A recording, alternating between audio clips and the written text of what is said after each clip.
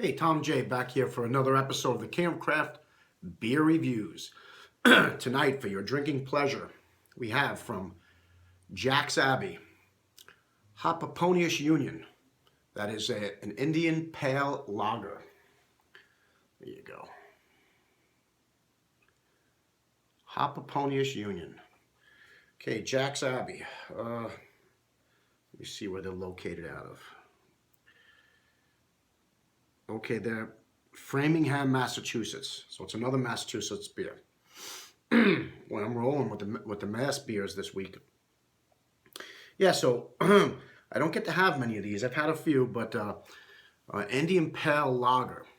It's interesting because the lagers are made in a different way. They're cold lagered. They have to sit for a much longer period of time. Usually that gives the lagers a much smoother, crisper type of body and flavor. Yeah, and usually you'll get that lager yeast. It changes it somewhat. It's not like an ale. I mean, I'm sure it'll be somewhat like it, but it does change it somewhat. Yeah, okay, so some stats on this beer. Let's see. Jack's Abbey. Hoponius Union. Hoponius Union. Hoponius Union. Beer Advocate gives it a 94, which is excellent. And Rate Beer gives it a 98 and a 99 in the style, which is world class. The ABV on this is 6.7%, and the IBUs are 65. So without further ado, we're gonna pop this open, and we're gonna get it into a glass.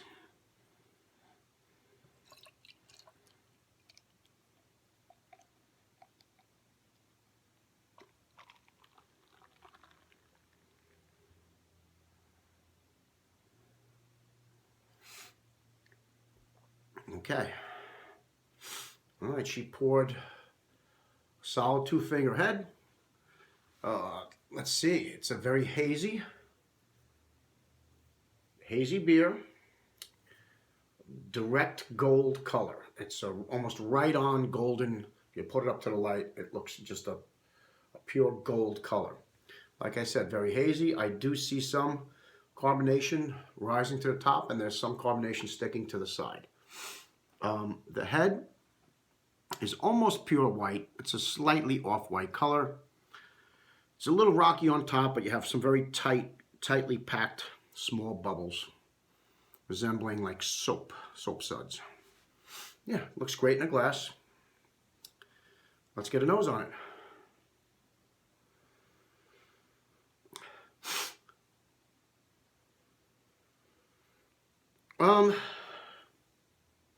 It's a little light on the nose. I smell some pale fruits, some grapefruit.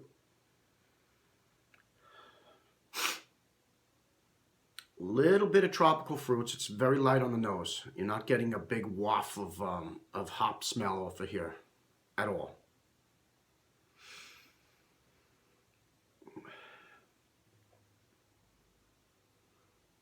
Yeah, maybe some maybe some light bready, crackery type of malt in the background. It smells somewhat like a lager. It smells like lagerish. And a little bit of candy, candy sweetness. Yeah.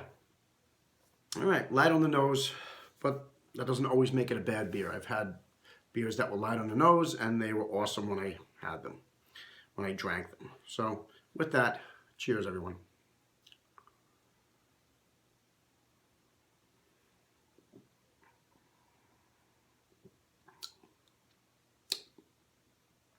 I like that.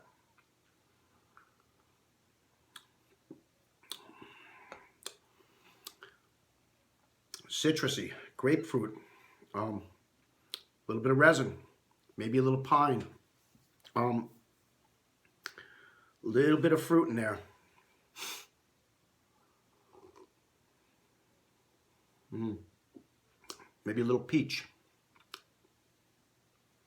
Grapefruity, maybe a little lemon zest, a little lemon zing, but pithy grapefruit predominantly. Some light pine.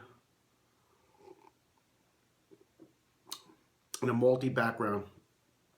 It definitely tastes some maltiness, some sweet malt in the background. That must have been what was causing the sweetness of my aroma smell before. It's good. I like it. It's tasty. Mouthfeel is, I would say it's medium. It's not very crisp. I would think that it should be a little crisper, a little smoother, being as it's a lager, but it's not. It's sort of in the middle between crisp and heavy.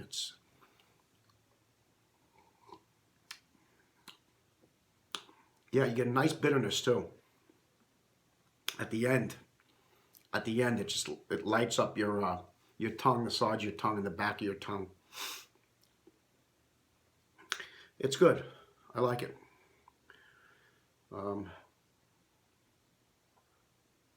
Like I said, I haven't had that many beers in this style, but this is pretty good. It's got a nice bitter, fruity, citrusy aftertaste. Yeah, with a nice little bit of malt. Very tasty. I would have liked the nose to match the flavor.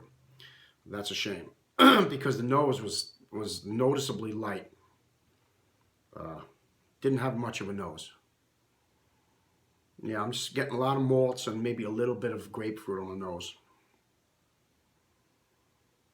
Which is odd because it's pretty flavorsome, but I don't know.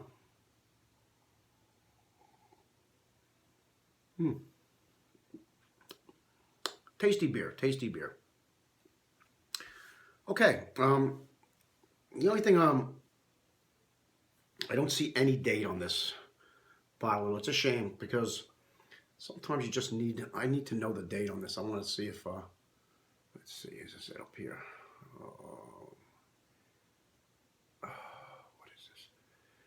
Nah, it's Julian code again. Something's printed on there. I can't make head nor tail of it. So I wish that they would just put a plain date on there so I could see what I'm dealing with. It's not that it tastes old, because it doesn't. It tastes pretty fresh, but you want to know. I mean, it could be even fresher than this. This could be old, and I might be missing out on something here. You know, maybe I'm not getting the smell because it's a little old. You know, I'm not getting the aroma because it's old. So it's something we really should know. But I think they're kind of a smaller brewery. It's really no excuse, but so, I mean, some of the bigger ones, there's absolutely no excuse. The smaller ones, you know, you give them a little bit of leeway. Anyway, we're going to let this warm up just a bit. Let it hang out a little while, and we'll come back, and I'll let you know what I think. All right, I'm back with the Jack's Abbey Hoponius Union. That's the India Pale Lager. Yes, we let this warm up a little bit. Very tasty. Some more of the bitterness came through a little bit more. Can't taste any alcohol, completely alcohol devoid, which is great. That means it's well made. Not getting anything on there. I'm not getting any heating. I'm not getting anything. The flavors came up. The bitterness came up, which I'm a big fan of. And I'm also, there are not that many brewers that will tackle a lager in this style. It's a little hard to make a lager, a hoppy lager, you know. Like it says here, this is a wickedly hoppy lager. And, you know, it's not that easy to do. It's first of all, lagering takes longer. It's double the time as an ale, you know. So they go out of their way, and they have to keep it twice as long just to get it ready. And you have to do a lager the right way. It's kind of a delicate thing. If you don't do it the right way, it's no good, you know. So there's not much hiding.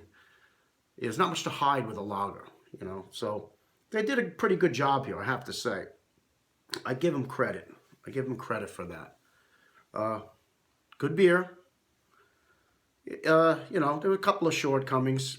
Has no nose, there's no aroma, which to me the aroma and the taste go together. For me to thoroughly enjoy a beer, I need both. I want the aroma along with the taste. I just don't want the aroma and not the taste, and I just don't want the taste and not the aroma. I want them both. This one is lacking the aroma, so that knocks it down a little bit. It could have been, you know, the hop profile wasn't perfect for me. You know, I always say I like the more fruitier, brighter. It's just a little bit resiny, a little subdued, which is not a problem. It's not a problem. It's just not me. So, like I always say, if it's not blowing me away, I can't go too high with it. But all in all, for the style that it is, I like it a lot. I'm just going to finish up here.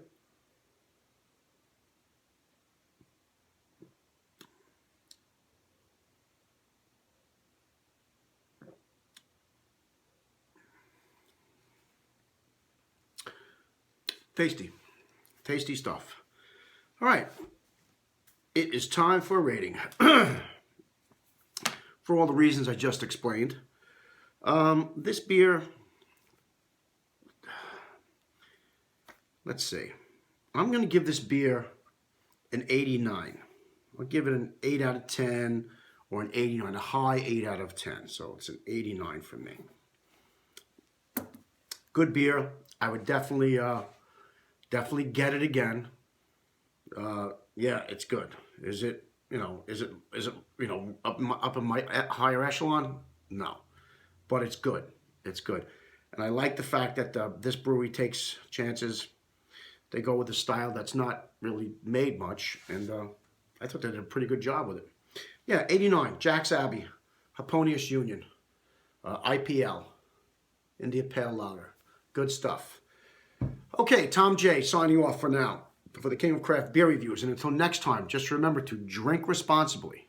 Bye-bye now.